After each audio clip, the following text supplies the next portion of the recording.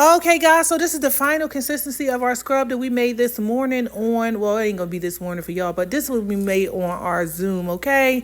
And this was just a pop-up Zoom. Look at it, it's so beautiful. It's not too wet, not too soft, it's just the perfect consistency, guys. You can just pick it up, it's not dry.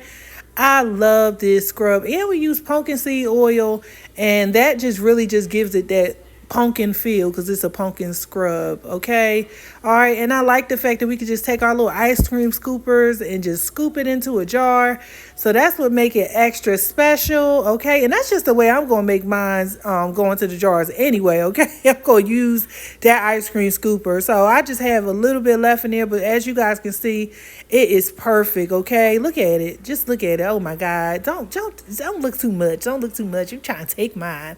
All right, y'all, I hope you guys enjoyed that class this morning, and it is up on the website. All right.